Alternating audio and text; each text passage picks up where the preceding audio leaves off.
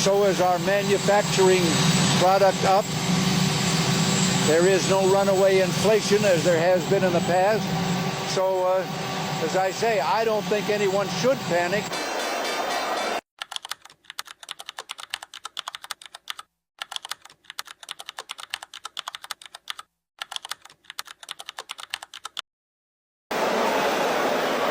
From the opening bell, the market was in free fall.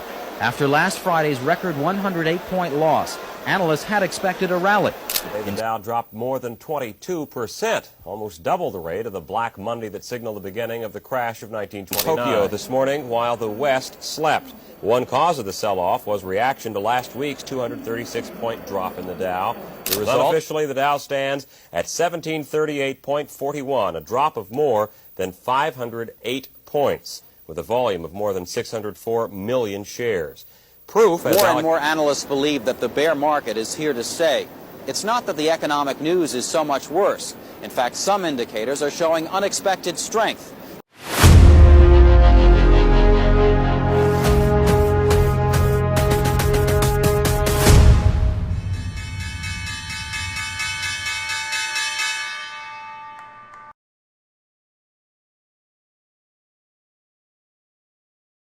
Hello, ladies and gentlemen. Welcome to the special weekend edition of Markets Around the World. I'm K2, and we have some exciting news and data to discuss today.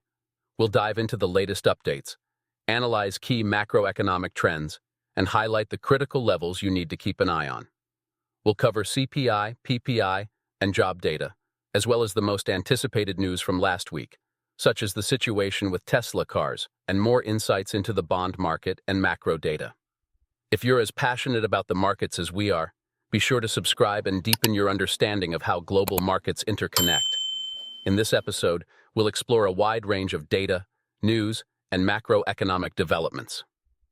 So let's dive into what's been driving the markets, take a closer look at what lies ahead, and review what has already happened and its potential impact. Let's start with the top headlines making waves.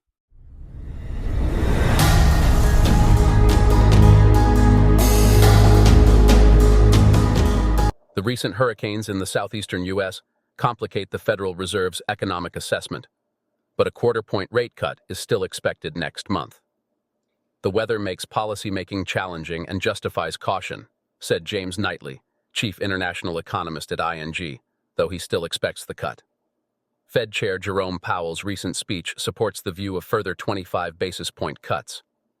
Chicago Fed President Austin Goolsbee said Thursday he expects a series of interest rate cuts over the next 12 to 18 months as inflation nears the Fed's 2% target and the economy approaches full employment.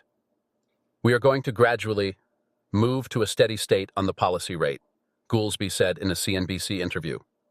Tesla unveiled its long-anticipated robo-taxi, the Cybercab, in Southern California on Thursday night.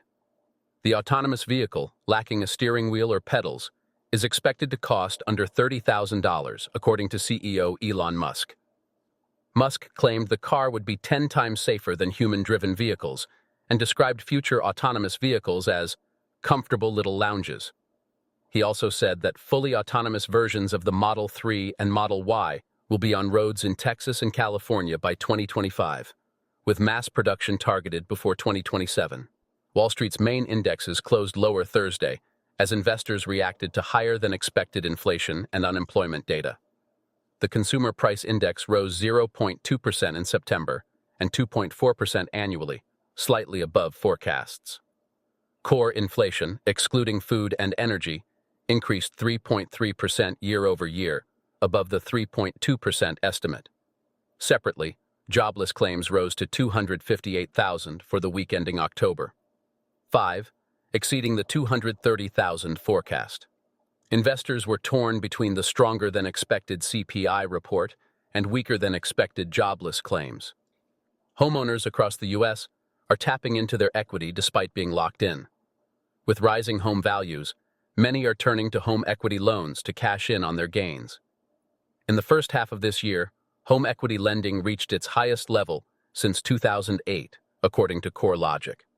Lenders originated over 333,000 new loans, totaling about $23.6 billion. Now let's take a look at some data I want to share with you. We begin with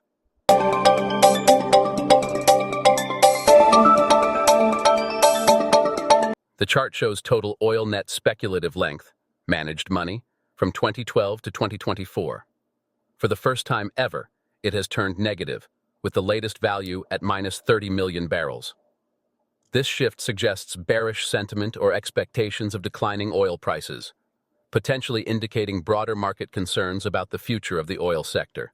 This chart shows the monthly number of global central bank policy rate cuts from 2001 to 2024.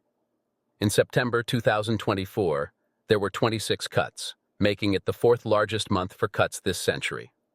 Notable spikes occurred in March 2020, 49 cuts, and during the 2008 to 2009 financial crisis. The historical average is about 6 cuts per month, highlighting that recent activity is significantly above the norm, likely due to current economic conditions. The U.S. deficit hit $1.8 trillion in fiscal year 2024, or 6.4% of GDP, the largest since 2021 according to CBO data. This is $139 billion higher than fiscal year 2023 and approximately $400 billion above fiscal year 2022. Government spending rose 10% year over year to $6.8 trillion, with the biggest outlays being Social Security, $1.5 trillion, debt interest, $950 billion, and Medicare, $869 billion. Federal debt increased by $2.2 trillion over the last year, reaching a record $35.7 trillion. Deficit spending remains at crisis levels. Quarter 3 2024 earnings season kicks off Friday. S&P 500 earnings are estimated to grow 4.0%, down from 11.0% in Q2. In July, expectations were as high as 7.9%, showing a significant downgrade by Wall Street firms. The Magnificent Seven stocks are projected to grow net income by 20% year over year, their slowest rate since Q1 2023, while the rest of the S&P 500 is expected to grow by just 1%. With earnings season, the 2024 election, Fed rate cuts, and geopolitical tensions in focus, Q4 is set to be a wild ride. While September CPI inflation stands at 2.4%, many basic necessities are much higher. Car insurance, 16.3%, transportation, 8.5%, homeowner costs, 4.9%, car repairs, 4.9%, rent, 4.8%, hospital services, 4.5%, dining out, 3.9%, electricity, 3.7%. Core CPI inflation is now at 3.3%, rising for the first time in 18 months. Meanwhile, 258,000 Americans filed for unemployment this week alone, highlighting consumer struggles. In September 2007, the Advanced Decline Line, ADL, indicated that fewer stocks were rising compared to July, even as the S&P 500 continued to hit new all-time highs. This divergence suggested that the market's internal strength was weakening, with a smaller number of stocks driving the overall index gains. Such patterns often signal underlying vulnerability and can precede broader market declines, as they reflect a lack of broad participation in the market's rally. Now let's take a look at heat map overview. Microsoft, plus 0.06%, NVIDIA, plus 7.91%, Apple, plus 0.33%, consumer discretionary, Amazon, plus 1.24%, Tesla, minus 12.91%. Market sentiment, generally positive sentiment with many green stocks, but notable declines Tesla, indicate sector concerns. Investment insights. Consider focusing on strong performers like NVIDIA and Eli Lilly, plus 5.06%, while being cautious with underperformers like Google, minus 2.40%. The Fear and Greed Index by stating that the current index stands at 74, indicating a state of greed in the market, which reflects high investor confidence, but also suggests that stocks may be becoming overvalued. Thus, it's important for investors to be cautious, as extreme greed can lead to market corrections, and they should consider diversifying their portfolios or taking profits in a rising market. In the world of investing, earnings releases play a crucial role in shaping market expectations and investor sentiment. They provide insights into a company's financial health, growth prospects, and overall performance, influencing stock prices significantly.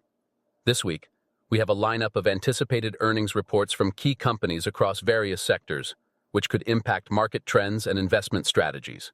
Here, the next upcoming earnings for next week Monday, after close. Crude. Tuesday, before open. United Airlines UAL. Citibank of America, after close. Interactive Brokers, IBKR. JB Hunt State Street. Wednesday, before open. ASML Morgan Stanley, after close. Netflix Thursday, before open. TSM, Friday, before open. American Express Procter & Gamble, PG.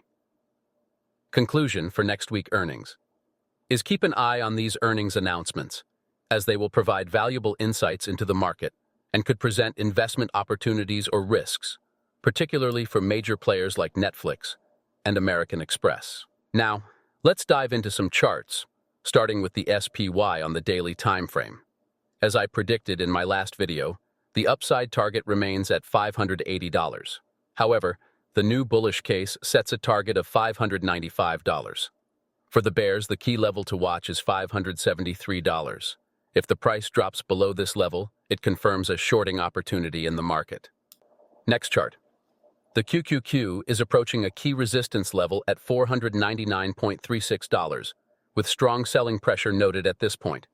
A gap is visible, which may act as a target if the price breaks through the resistance. Gray areas indicate notable support levels where the price could retrace if it pulls back. An upward trend line suggests bullish sentiment. A breakout above $499.36 may lead to further gains toward $503.52. If the resistance holds, a retracement to the 480 to 470 support range could occur.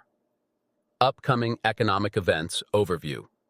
Monday, October 14th, OPEC monthly report. NY Fed one-year consumer inflation expectations. Measures consumer inflation expectations. Federal budget balance. View of government fiscal health. Fed Waller speaks. Comments from a Federal Reserve official. Tuesday, October 15th, IEA monthly report. Updates on global oil demand and supply. New York Empire State Manufacturing Index. Indicator of manufacturing activity in New York. Wednesday, October 16th, Export and Import Price Index. Insights into trade conditions and inflation. Continuing jobless claims. Measures ongoing unemployment levels. Core retail sales, month over month. Key indicator of consumer spending. Thursday, October 17th, CPI and PPI reports. Vital for understanding inflation trends. Atlanta Fed. GDP now, Q3. Real-time estimate of GDP growth. Friday, October 18th, building permits. Indicator of future construction activity. Housing starts. Reflects the pace of new residential construction. U.S. Baker Hughes oil rig. Count. Shows the number of active drilling rigs. All right, ladies and gentlemen, that's all for this video. I hope you found value in the insights we covered today. If you did, please don't forget to hit that like button and subscribe to the channel so you won't miss any future updates. If you have any questions or thoughts, feel free to leave them in the comments below. I always do my best to respond to each one as soon as I can. Thank you for taking the time to watch. I truly appreciate your support. Stay tuned for more content, and I'll see you in the next video. Bye for now.